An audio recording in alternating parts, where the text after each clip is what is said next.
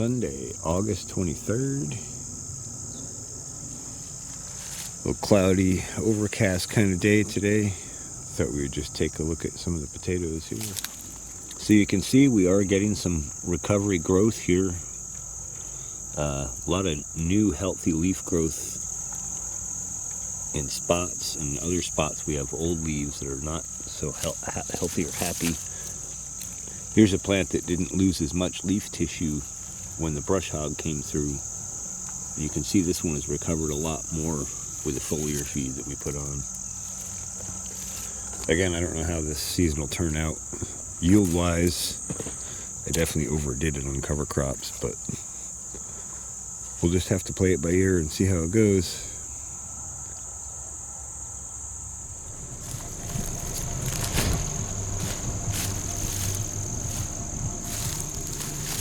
We got honeybees in here working. Mourning doves in here hanging.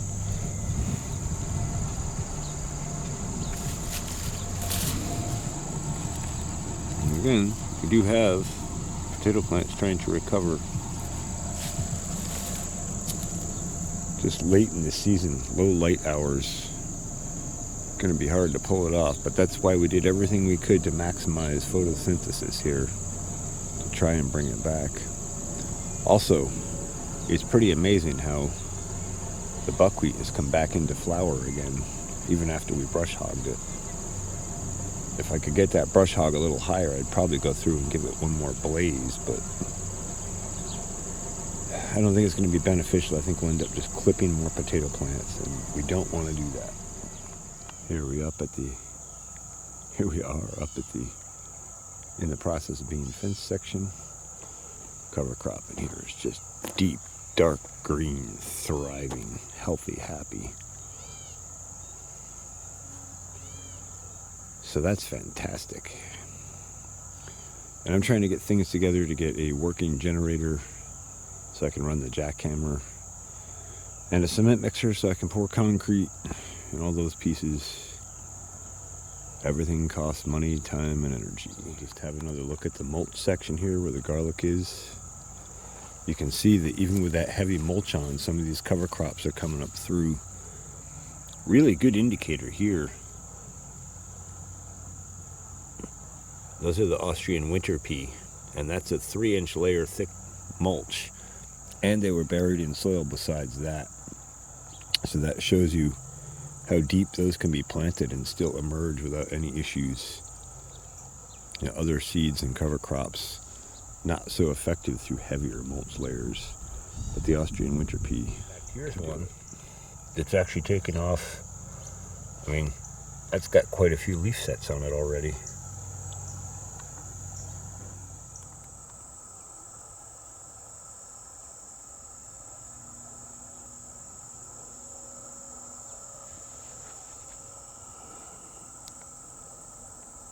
So what's the difference here?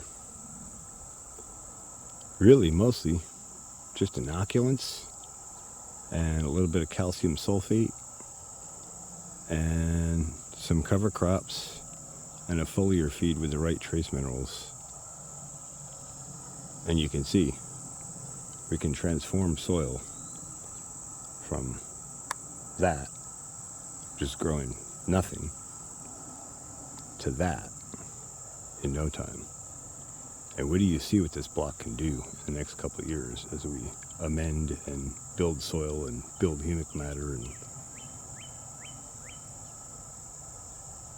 quick check-in on the bees. It's about 5 p.m. Sunday the 23rd. Tremendous traffic. I see lots of pollen coming in. And even the 8-frame hive is starting to pull some decent traffic.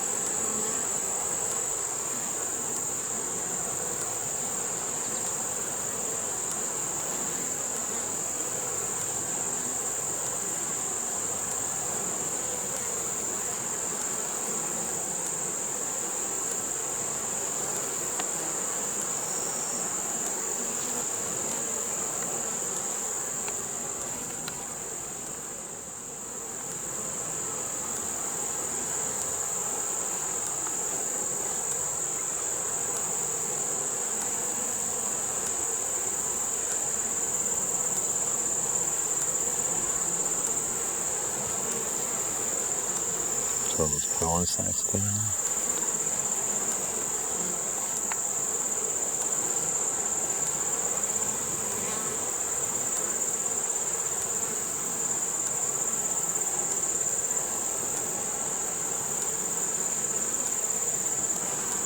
Just that.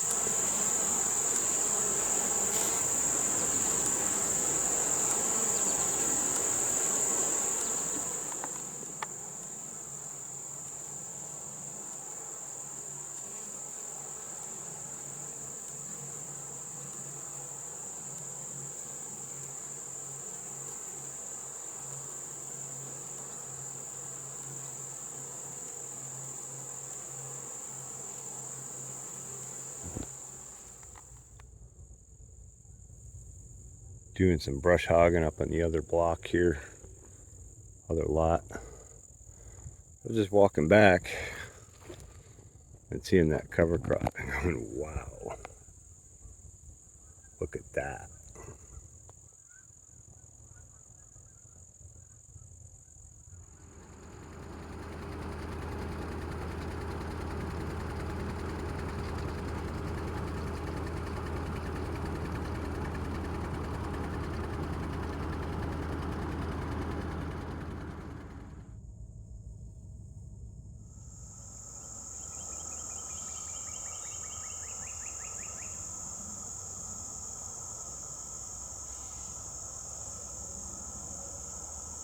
Monday, August 25th, 2025. Cover crops are cranking. Chased 3 deer out of here when I pulled in, so trying to move the fence thing along. Got a barrel up here as a water source. Gonna use the big foliar pump to pump water for running a hose for cleaning up and mixing concrete. Got a cement mixer ordered and on the way. Should be here next week. So we're working away at it. Chip, chip, chip, chipperoo. So yesterday I decided to take advantage of a little bit of farm free time and free machine time and do some brush hogging toward the future upgrades for eventuality. I cleared this back in the spring. Showed you that. That runs through to the north end of this block down here. But we had a lot of stuff that was really, really thick, overgrown. Yeah. You can see some of the cedar stumps here. That's like a solid sized stump. And it was quite a job to blaze through this with the brush hog. But I managed to open up another open zone and a trail to get through to access all the rest of this, so we can kind of design it and plan it and work and chip away at it. So I just thought I'd walk us through. Oh, there's a rabbit. Hey, buddy.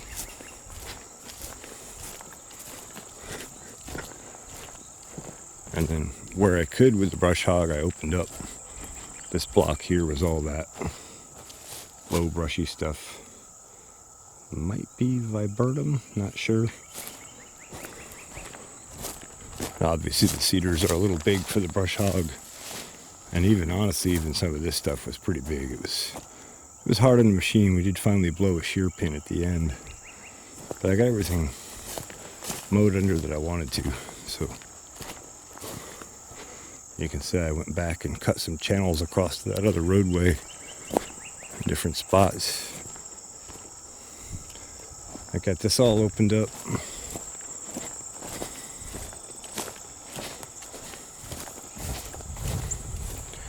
And then back to the trail that I cut last winter that comes up the steep hill. And then there used to be a mowed trailway this way. So I came through. I took out some pretty big trees with a brush hog with it. But mowed this open, and so now we can get through. Probably needs a little more trimming to be able to really drive through with a vehicle other than the tractor. But it makes it open enough to get at things so we can clear and work around stuff. And obviously I have a couple more cedars to clip here to open it. up to a more drivable width.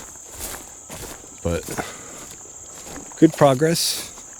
Figured we'd make some forward ground for the future while we have the opportunity. We're waiting for things here on the farm to do their thing. And I do have to prepare for harvesting honey soon. Coming up on September pretty quick here. It's about time to decide what we're keeping and finish off production with the bees and let them get set up for winter. Make sure they're ready for a winter win so we can have them again next spring.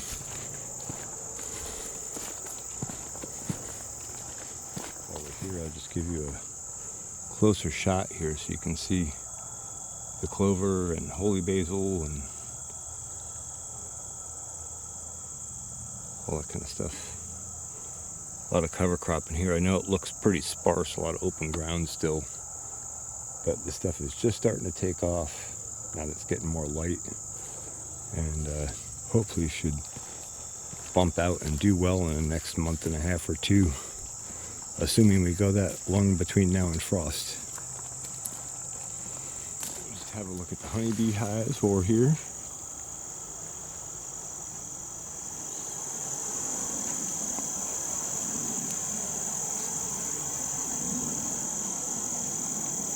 Good traffic on the 8-frame now. It's nice to see.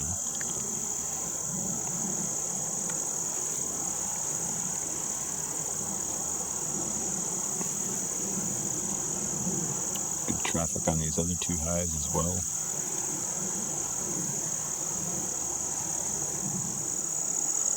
Good bit of bearding on both of these hives.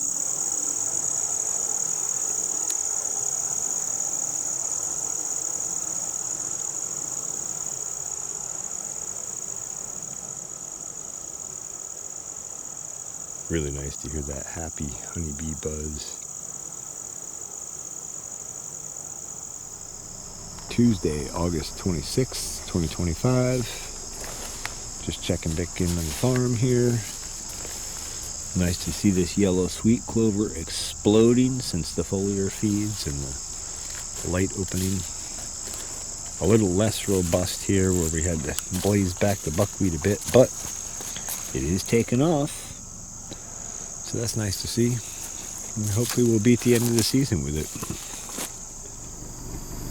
Down here on the end of the row, just walking by and happened to notice this daikon radish, how big this plant has gotten. This thing is monstrous.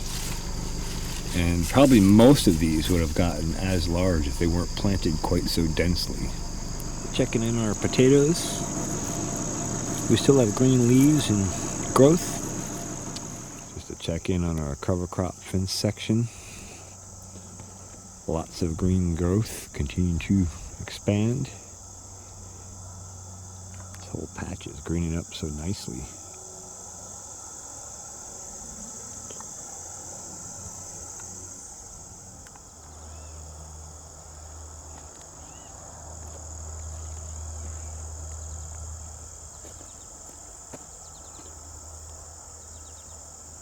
More cover crops doing well. Just noticing a lot of these not sweet clover. I think these are red clover or white clover maybe, popping up through.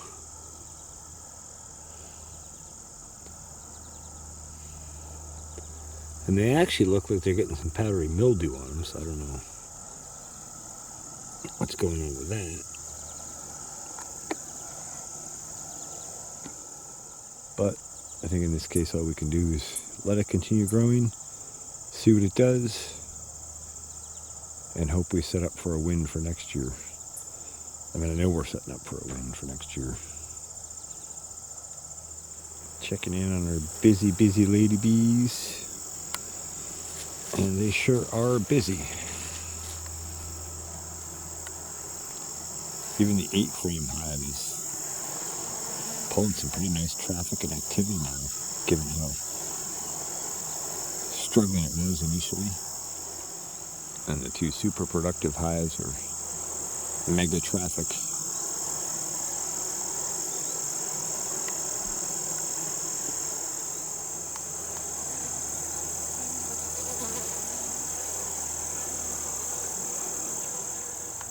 This honeybee just came and landed on my hand, out of the blue.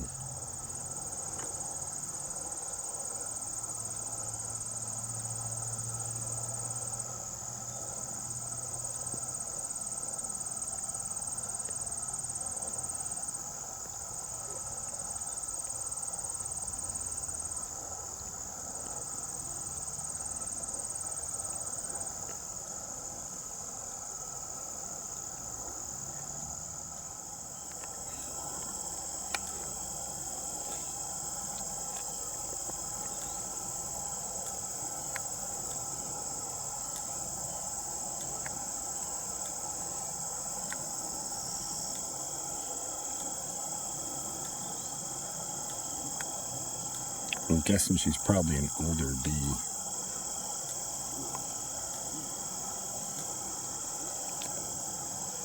Or maybe worse, maybe she was exposed to some pesticides somewhere out where she was foraging.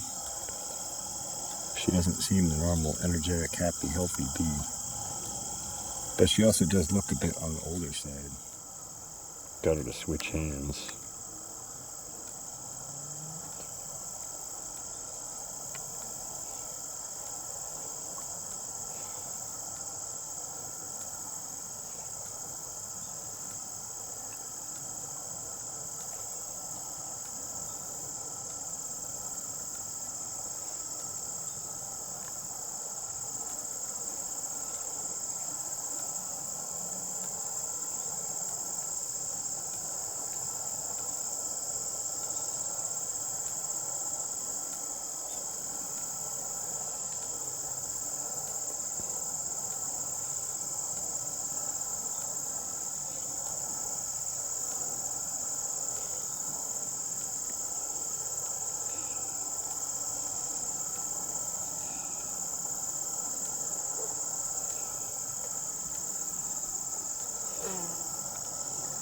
There she goes.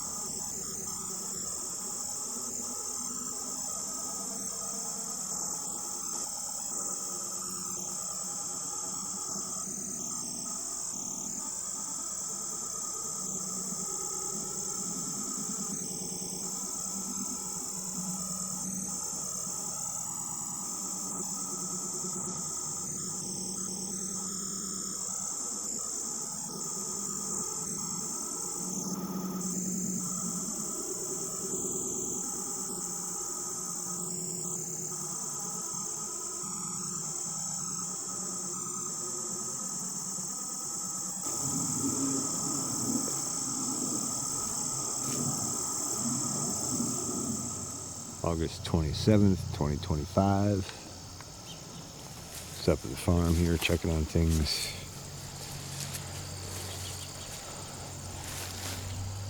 Nice traffic in and out of the hives this afternoon, including the 8-frame hive. That definitely seems much more organized. And I see lots of pollen sacs coming in. There goes one. So they're building back up, and I think they probably will be able to get together a solid nest for winter. And we might end up having to save a couple of frames of honey out of these other two hives just to give them a little more buffer. But we'll see. I might just feed 2-to-1 syrup.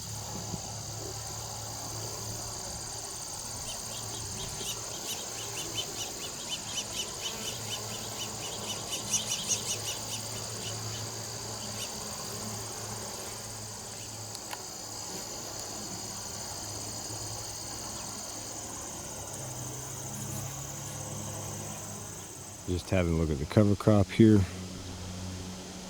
Growing nice and thick, but when I pulled in, there were 6 deer in here grazing away.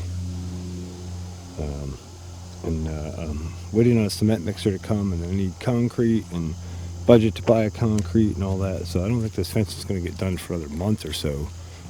Hopefully they don't destroy this cover crop too much and set us back for our winter setup.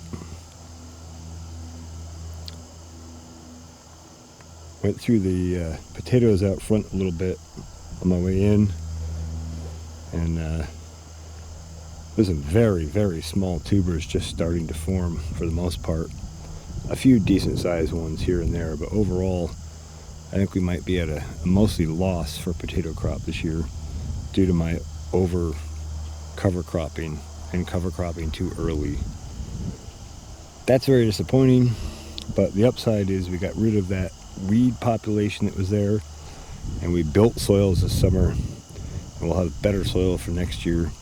And I'm still going to try to put in a fall cover crop in there as well, probably similar, Austrian winter pea, winter rye, and I don't know what else, but we'll see when we get there. August 28th, 2025, just really up to trade out batteries. Got a bunch of errands and chores to do this afternoon, this evening. Wanted to check in on activity.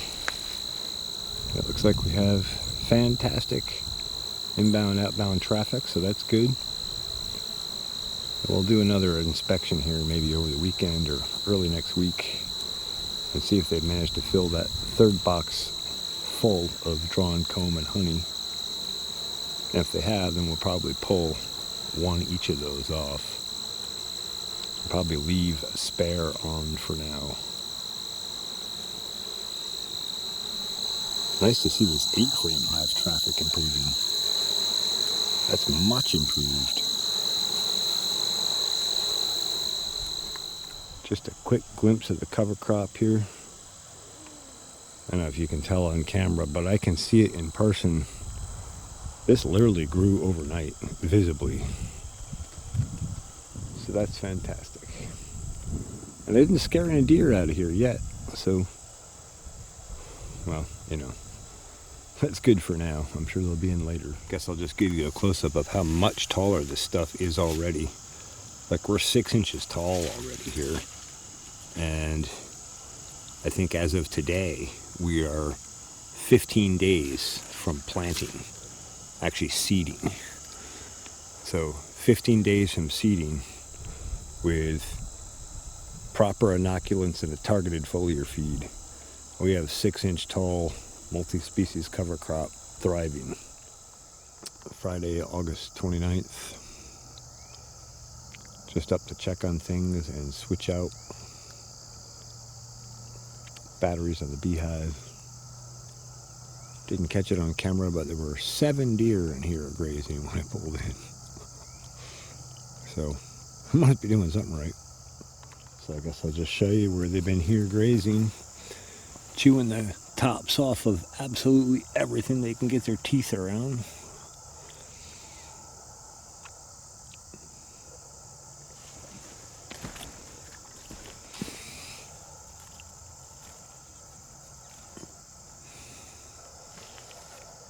Checking on the honeybees.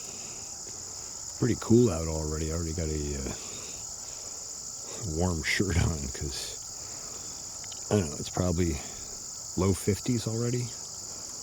We had a rain shower pass through that brought some cooler air in. So activity is a little slower, but they're still doing their thing. So we just take a look at this holy basil here. It's actually starting to flower out already, which is nice to see. That should give them a nice, very high quality nectar and pollen source going into fall, so they can build a really strong fall nest and winter over okay. Just checking in on the potato and cover crops here, or what's left of the potato crops. We'll see. But noticing that where we brush hog down the buckwheat, the stuff that went to seed is already germinating again and growing another round of buckwheat. We'll take a little bit of a closer look at the cover crops here. Our clovers are definitely taking off nicely now with the extra light, and that shot of rain we got right around the same time we did the brush hogging helped give them a boost. Of course, in combination with the foliar feed that I put down. And we even have some surviving beet plants here that the woodchuck and deer haven't completely destroyed. They don't look super healthy, but they exist. So that's not terrible. And look at that.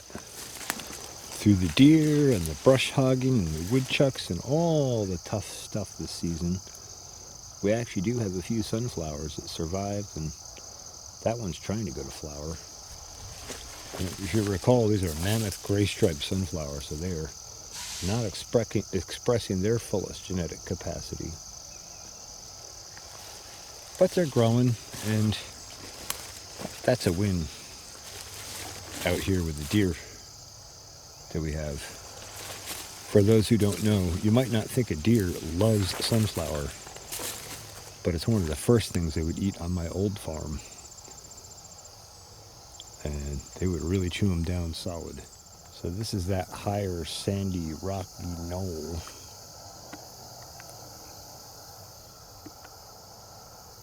Down on this end. And you can see the difference.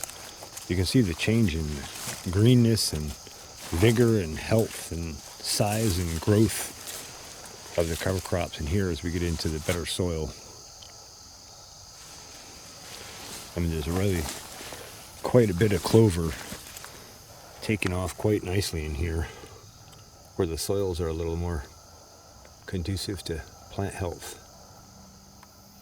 And still again here, even on the daikon radish, we have deer chewing those stalks off. Again, you can see the difference here between where the foliar feeds are and where they aren't. And where we're helping boost crops, there's a distinctive line there, deep green, and on the right, not so green. And I should say, I'm pretty sure we're not going to get much of a potato harvest this year, because as I look down these rows, I really don't even see potato plants in here very much. And that's my fault. I seeded those cover crops too early, and more importantly, way too dense. Way too dense. And I'm not going to lie, that's a bit discouraging.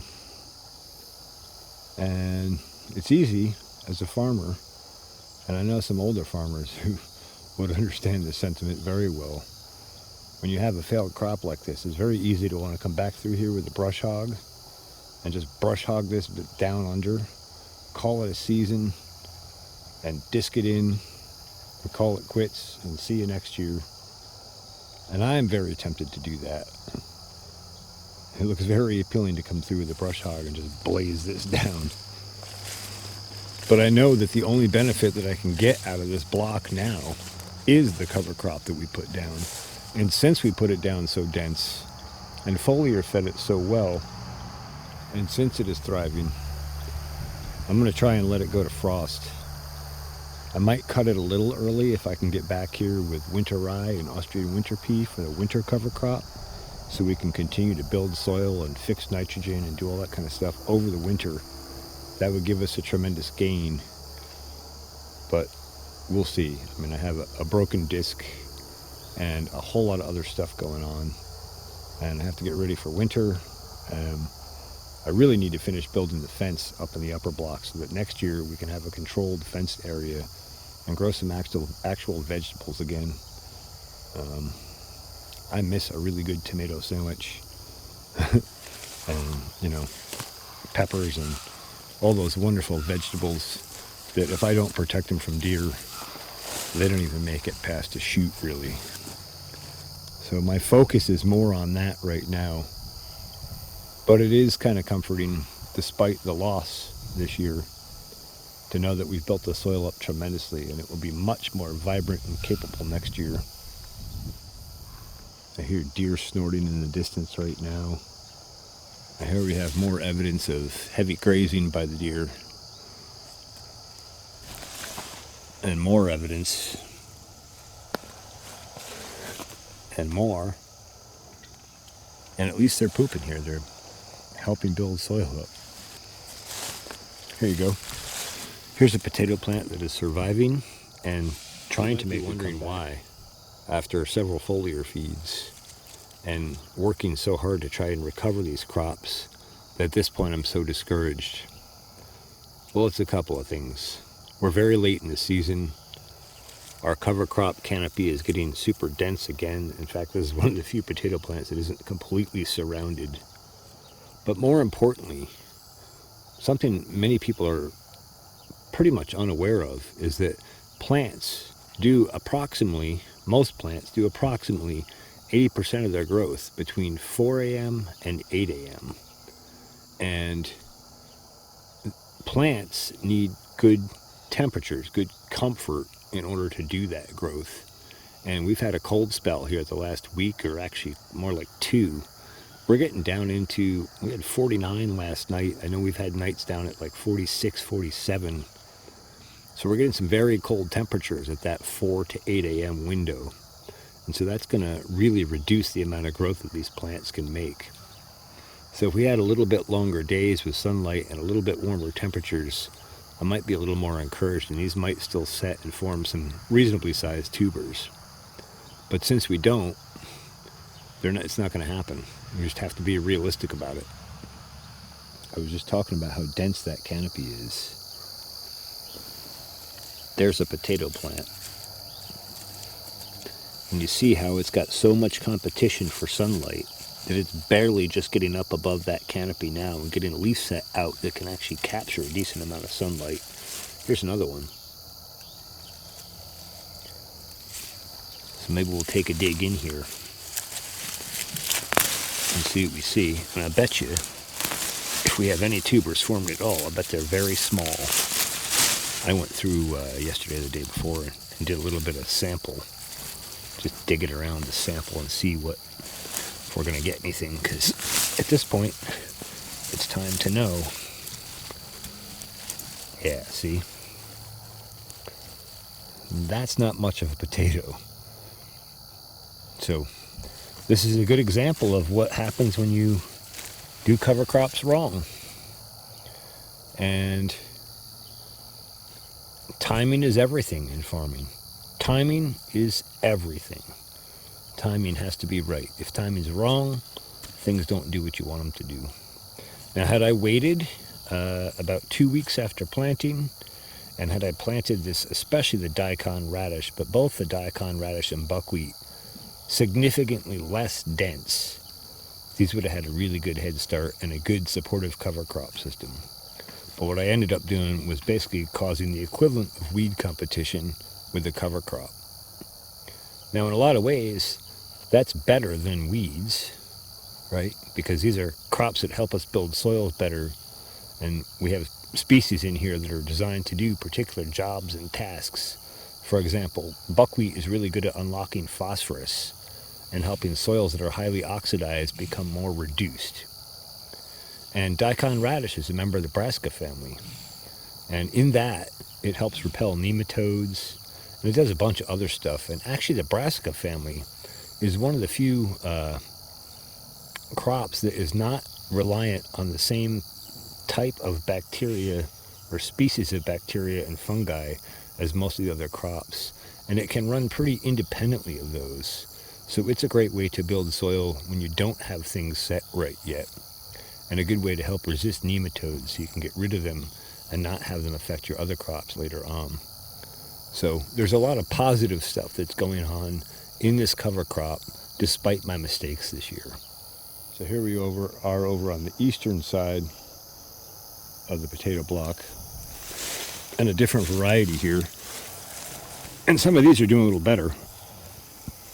Much taller leaf structure, much more leaf material, collecting sunlight energy and photosynthesizing, bigger plant stature. And part of that was the lack of competition here. This is a less dense growing, less dense planted canopy. Not a lot less, but enough less to be a little bit better. And you can actually see where I came through here yesterday and was looking at these crops. And I think this might be Superior or maybe Red Pontiac. Also not getting huge, but not as in terrible as a shape as the Kennebecs are in the Everett block where it's so dense. So I talked about how the daikon radish can get up to 16 to 18 inches in depth in a root, and how that root can penetrate really tough, hard ground. That's some hard packed ground. We've been driving on that all summer. No grass growing, it's just super compacted. But right here, even despite all that super compaction, and you can see this is just as hard right over here. Despite all that, where this daikon radish got started, and it's not done growing, but where it got started, and yeah, it breaks off. That's how tight that soil is. I can't even get the whole radish root out. But you get the idea, you know, if that root is 6 or 8 inches long, that's penetrated that soil 6 or 8 inches in depth. And daikon radish does not overwinter here in New York at 42 north latitude. And so when the frost comes, these plants will die back, and they'll leave behind this huge chunk of root stuck down in that soil. And that'll overwinter in the spring, and that'll provide nutrients and a home for biology, and a hole in the soil for water to penetrate and nutrients to penetrate, a place for earthworms to get up and down more easily, and on down the list. So with all those little holes drilled naturally by the daikon radish, we're opening up the soil structure and, you know, building it up better, making it more open and more aggregated and more capable of growing things. And as that happens more and more over time, the soil will continue to improve. And of course, I'll back that up with amendments and nutrition and inoculants and care, and probably some more mechanical tillage until we can get completely switched over to no-till or something along those lines. The reality is, in these clay soils, sometimes it's kind of nice to do some tillage. It can give you a little bit of the oxidation you might actually need. We're always looking for a balance, as with nature. A balance between oxidation and reduction, a balance between hot and cold temperatures, a balance between enough water and not too much water, and so on and so forth down the list of needs and wants of plants. Here's another one. Drilled itself down into that hard pan. Here I think we've got a potato vine that died back after brush hogging, or maybe it actually reached the end of its growth season. I'm going to have a dig in here. We'll see what we find. Well, there you go. Also, I should point out, notice how the soil structure is still kind of clumpy, not fantastic. There is aggregate here and root structure happening, but also notice just how dry the soil is. It's on the brink of dusty, because this is our first year working the soil and we haven't built its humic matter up, and so on and so forth. So that's a huge factor in this. But you watch, in a couple of years, the soil will be dramatically different. So here we are on the far eastern row of the block. This plant is still alive. We'll take a dig. Yep, there you go.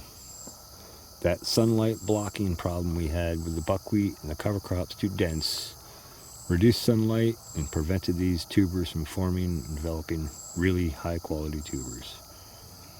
I'll dig up a clip from last year so we can compare the difference between the two. And I've gotten to the crate a little beyond, and the first crate is nearly full. There's some pretty large potatoes as a general rule all through here, of nice quality. Got a few with some green on them. A little too much light got through, but overall some pretty nice quality potatoes. And I just scooped out this plant, and this too, are all from that plant. That's a rock. There's another potato. Probably a couple more up in here. Yup. So you can see as the soil quality goes up, the size and yield goes up dramatically. Remember, environment dictates gene expression. There you go. I'm going to call that crate full just so I can get it closed. Saturday, August 30th, 2025.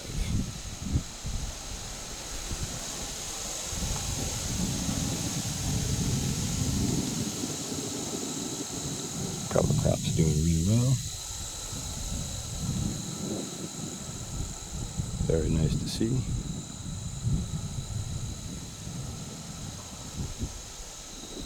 Oh yeah.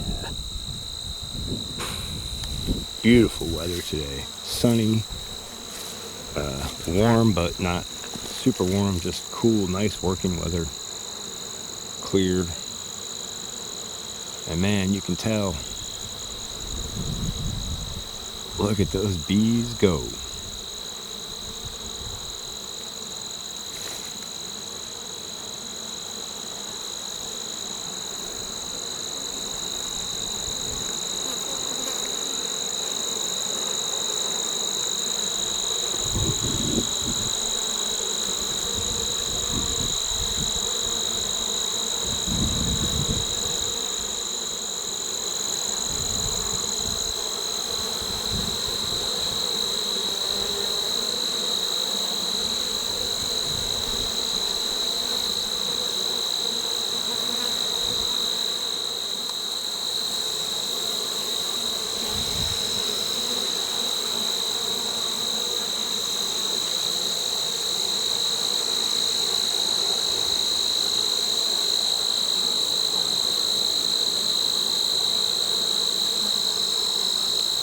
So I bought some entrance restrictors for these hives, and I even got a new one for the 8-frame hive here. And I was going to stick those in, but we're going to wait until there's less traffic. I also don't feel like throwing the suit on at the moment, and they are rocking, and I don't want to disrupt such a wonderful flow. And look at how much activity is coming in and out of this 8-frame hive now. They have really come back. All that brood that we were seeing in there before is hatching out and giving them a nice sized workforce again. And they're pulling all kinds of pollen back.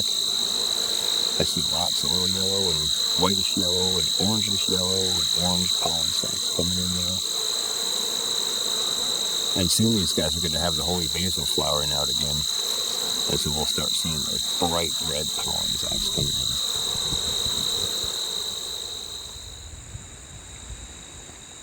I'm being spied on. Believe that. Spying.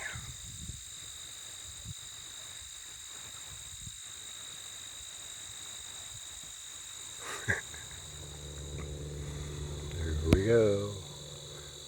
That's what I like to see. She's checking every single holy basil flower in the block. And anything that's got anything, she's gonna grab. She might even just be a scout. I really can't get over how much pollen I see coming into this one.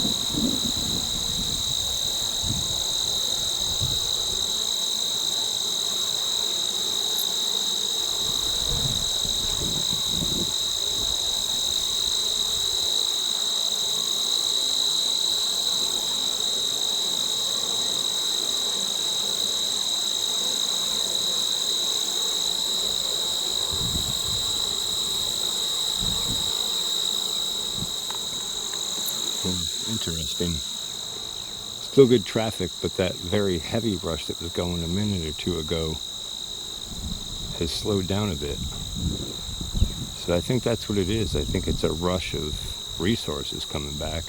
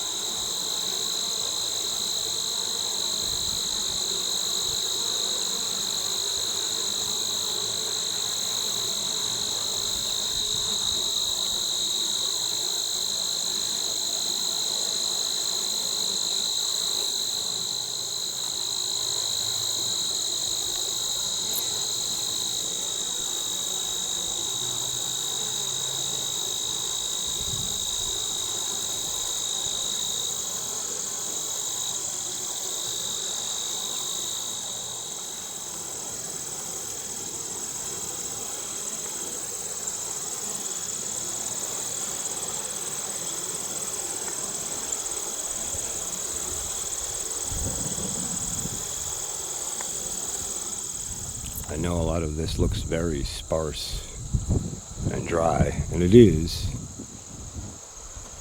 but there is a foothold being grabbed here by the various clovers that we planted. And there's some buckwheat overspill, as well as another holy basil and another that got stray. So it's a step in the right direction, and I think when we get some spring and fall rains and cooler weather, that these will do even better. They'll kind of get established better with a little more moisture and all.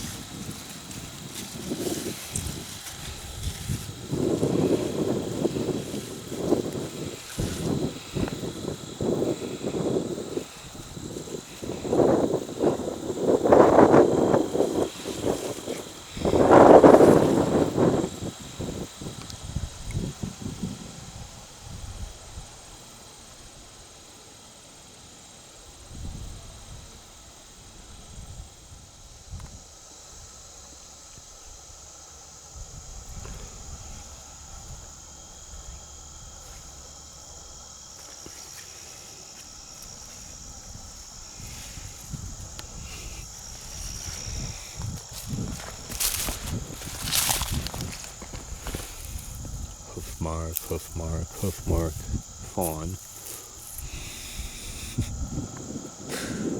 Yeah, they've been grazing in here. And even despite that, as hard as they've been grazing it, it's thriving through. Could definitely do some nice hunting blocks with cover crops like this. So here we are down at the purported potato block.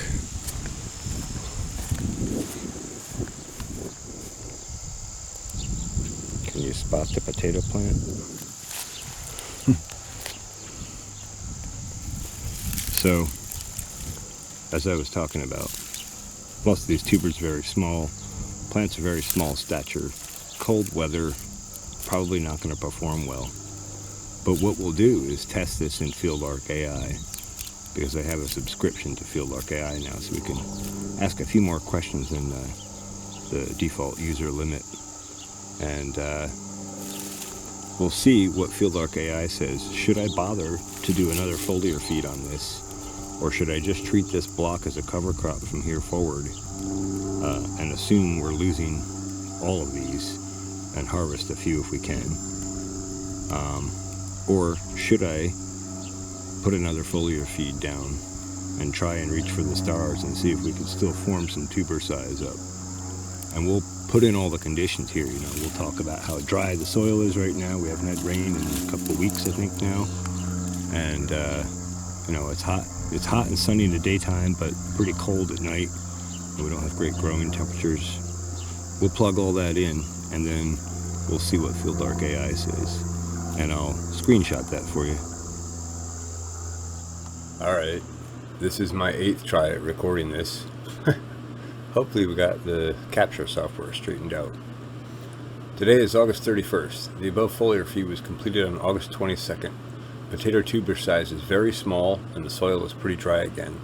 The weather has shifted and is in the mid-40s at night now for the last 2 weeks, with more cold nights expected. No rain in the forecast. The daikon radish was planted too dense as well, which is causing a lot of competition for the potatoes. They are showing 3 to 6 leaf sets back on now, but not much plant mass or leaf mass. I am trying to decide whether it is worth doing one more foliar feed, or whether I should simply treat this as a cover crop now and not waste any more money or resources on the potatoes. So this is the first question tonight, but I should mention before we go any further down that this is in context on a thread that's probably 25 or 30 pages long, started on July 29th, and it's kind of guided us out to where we are now, from when I realized my mistake with the cover crop, and then, you know, trying to take corrective action, and then unable to do so with the temperatures and conditions and all. So all in context. So they say this is a very challenging situation, and I truly appreciate you providing such a clear and detailed picture of your potato crop. Let's break down the situation using ecological first principles to help you make the most informed decision. Current situation analysis. Severely compromised energy flow. Very small tuber size and not much plant or leaf mass. This is the most critical indicator. Potato tubers are essentially storage organs for photosynthates, sugars produced by leaves. With limited leaf mass, the plant's ability to capture solar energy flow and convert it into carbohydrates for tuber bulking is severely restricted. Daikon radish competition, cold nights, multiple living factors compounded together. Weighing options. Option 1, apply one more foliar feed. Likely outcomes, low economic return. Option 2, treat potatoes as a cover crop and shift focus to soil health. Yeah, this is the best option here, because we're going to get all the gains of all the soil work that we've done all season, and that's all we're going to get out of that crop this season, is building some tremendous soil energy for next year. Not that that's bad. So then at the bottom of a response to a question, they usually offer you 5 options to kind of dive deeper related to the subject. So on this one I did 1 and 3. Best strategies for maximizing or for managing dense daikon radish cover crop to maximize soil benefits while preparing for the next cash crop. And basically they're saying let it go to winter kill, and that'll build soil structure, nutrient cycling, compaction alleviation, enhance microbial decomposition. You could add some rejuvenate, consider a follow-up cover crop if timing allows. And then that's what I was saying, was like, it would be interesting, you know, can I sow some rye into it? I also looked into alternative cover crops. Most of them talk about having to manage timing and cut back or something like that anyway. So I like buckwheat because I'm familiar with it. Doesn't mean I won't add a few other species, but I'd have to be really careful and keep my planting density much lower and stage a little bit later. I think that was my bigger mistake this year. But so then I was considering it at or around first frost planting winter rye and Austrian winter pea into this block. I want to weigh the benefits rewards between just leaving the daikon radish in for the winter versus planting winter rye and Austrian winter pea. My understanding is AWP needs to be drilled to 3 inches depth in my area to survive our cold winters. This makes it necessary to disc or till in order to plant. Is it sensible to do that, or would it be too late and it'd be better off just leaving the daikon radish? Also, would it make any sense to broadcast winter rye into the daikon radish for a no-till added planting? And it weighs out the options, just leaving these guys. And again, we get all kinds of nutrient release, all kinds of soil building benefits, but when we winter kill, we don't have a living root crop in there still building soil, still keeping microbes alive and that kind of stuff. Option 2, tilling and cutting in. This is the one that stands out of all of this as like the major drawback. And we'll just read what it says. Severe soil disturbance. Disking or tillage is a major disruption. It destroys soil aggregates, severs fungal hyphae, releases significant amounts of sequestered carbon into the atmosphere, and disrupts the established microbial communities. This directly contradicts the principle of optimizing soil disturbance and sets back years of soil building efforts. I'll say that again, and sets back years of soil building efforts. So the last thing we want to do is go backwards. So I think that considering the dry conditions, which they also discuss in here, and all the other conditions around it, our best bet is to try to broadcast some winter rye into it. They talk about maybe having some trouble getting it to catch, but my thought is if I broadcast it in before a rain, I think that there's enough light and enough material on the soil surface from buckwheat, mowback and all that. I definitely see moisture on the surface as I walk down the furrows of those rows. So if I broadcast into that, especially combined with the rain, I think we could get the rye to pop. And then we're not too far away from frost, and once frost happens, all those leaves will drop out and the rye will have the dominant situation. That'll also help us manage weed problems in the spring, and also give us something to break down in the spring. Potentially, depending on how well it catches and how thick it is, maybe even lay down kind of a mulch mat with it. But we'll have to figure out how we would plant through that. But we'll see what we end up with. Either way, this is the FieldlarkAI tool that I'm using now. Like I said, I started using this July 29th, and I used up my 10 free questions pretty quick, and I decided to get the subscription for it. I feel it's well worthwhile. It's like having an advancing eco-agriculture agronomist at my fingertips whenever I want to have an in-depth conversation about my farming practices. And I consider that to be a really valuable tool. And it's helping me drive decisions already. And I feel like that those decisions are the best decisions I can make given where we're at. And that doesn't mean that I'm not considering everything through intuition and my own knowledge base first, and then using the AI to, further understand it and to compare more complex interactions and timelines. So, big thanks to Advancing Eco-Agriculture for making this tool available. And yeah, we'll get back to the rest of the video. Sunday, August 31st, 2025. Man, look at that awesome traffic. Beautiful, clear, sunny day. Phenomenal weather. And the bees are maximizing their advantage on it. And I'm so stoked to see this 8-frame hind. Traffic and resources recovering so well. I think they might be able to make it through the winter, given that. And that's good, then we can make another try next year.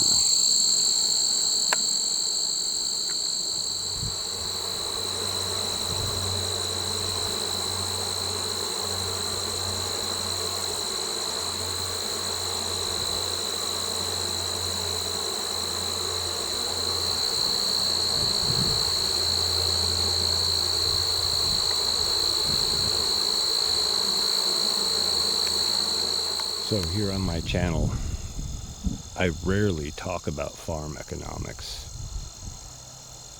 But I'm sitting here thinking about things and planning things and trying to figure out how to move forward for the future and what I want to plan into my larger, more permanent plan for the future, because that affects how I lay things out from here forward.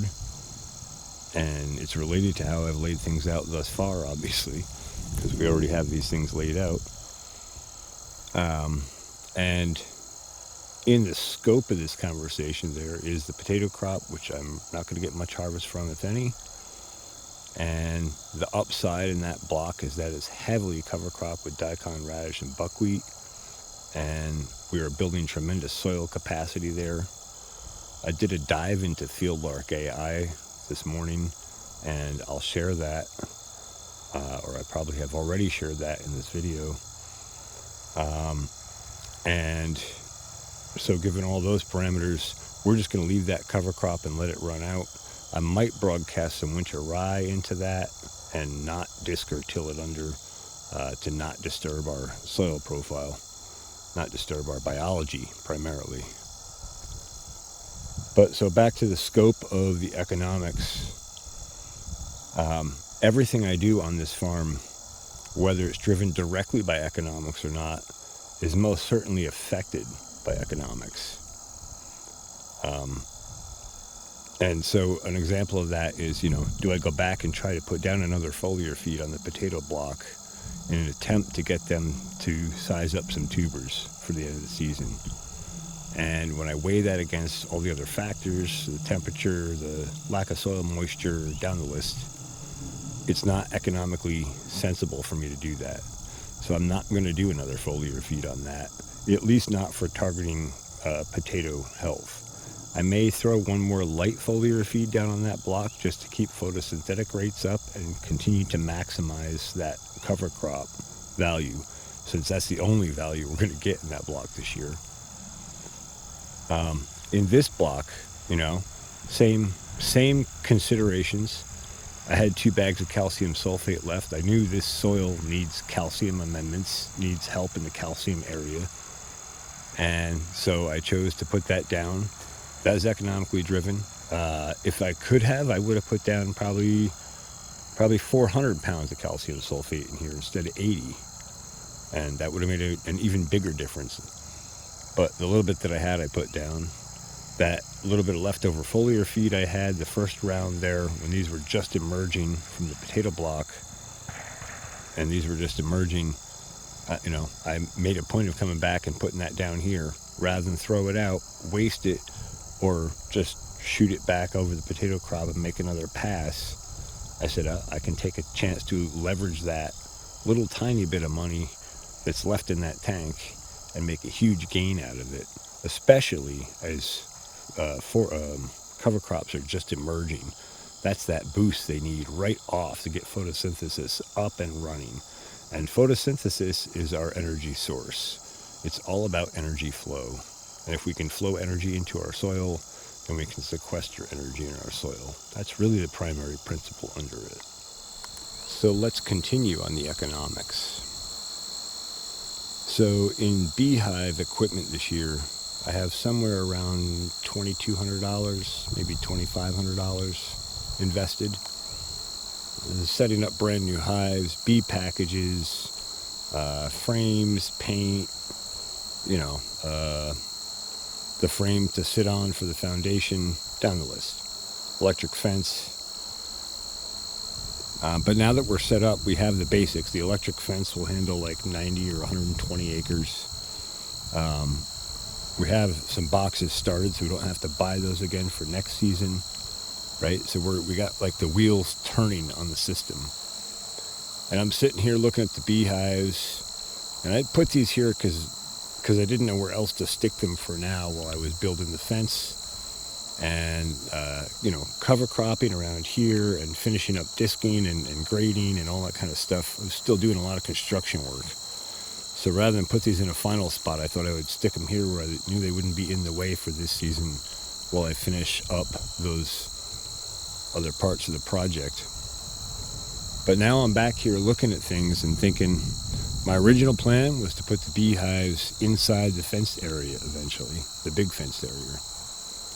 But as I think about that, and as I think about how I might want to expand my bee colonies, and I certainly do, and I think about how that would congest that space from growing vegetables and running machines through and chicken tractors and all those other working, moving, sliding components in that system. I think it's better to keep our bees separate. And then that just brings me right over to like, well, really, yeah, of course, I want to actually expand my bee yard. This was only temporary. And so as I consider where would I expand the bee yard, and I look out across here, and I'm like, wow, that's nice and flat. It's cover cropped with clover already. We could late fall or even next year brush hog that down, mow it down nice, put in a nice fence around it for the bees and use that. But then I recall how much flooding we had here back in the spring and how we had water almost up to the beehives. They were up on the cinder block there. So then I realized we want to avoid that. So we want to stay out of this valley a little bit, actually. And it drove me to thinking, well, we should probably go up the hill here anyway and get up out of the water. And then that got confirmed and reinforced even more, because it reminded me that this hill over here is quite rocky and quite a horrible soil, really, at the moment. And I have put cover crops down. You know, we have clovers in here that are establishing. This is a yellow clover here, and I believe this is red clover here, and there's white in here as well. So this will be cover cropped and green up and provide lots of nice flowers for pollinators, and it won't require a lot of mowing once we get it established. And it's on a hill. It really is an ideal spot for beehives, and it was a spot I was eyeing back early on in the spring when I first started clearing this area, and the project just grew in scope so fast that I kind of lost sight of that. But now that we're back here looking at it, it's like, yeah, we could fence this whole block in here and make this our bee yard, and that'd give us room for probably 30, 40, maybe 50 hives, and that gives us lots of room to expand. Yeah, but you were going to talk about economics. Yup. So, this season has been pretty good with these hives. Our left-hand colony there, the 8-frame stack, had some struggles and some issues, so we're not going to get any real honey yield out of that, I don't think. Quite sure we won't. But the right-hand 2 hives, the 10-frame hives, both went right into production, very nice, and they are thriving and still pulling a large amount of resources. And, you know, you can see that even right now. And so box 2 and box 3 will basically be full of honey by the end of this season, and probably some honey, nectar, etc. up into box 4. So that means I could technically pull boxes 2 and 3 on both of these hives. And a 10-frame box, from my understanding, is in the neighborhood of 80 to 100 pounds of honey each. So say we go on the low side of that and say 80. 4 boxes is 320 pounds of honey. 320 pounds of honey at retail, you can sell for $10 a pound. So $3,200 worth of honey. I probably won't sell retail, so say it's $2,500. Well, gosh darn it, isn't that just about what I put into the beehives this year? And everything else that I've invested into this year is not going to pay off until next year or the year after, like when the soil pays its return next year, which it will do so very nicely. But the farm economics reality of all of this is that the beehives at this point in the farm are the most profitable part of the farm right now. And were I not investing my first year to get set up again, we'd actually be at a profit with the beehives. So I'm going to continue to expand the apiary and gear in that direction as well. And I'm going to try and balance and straddle all this as best I can. Stay tuned to see how I handle it.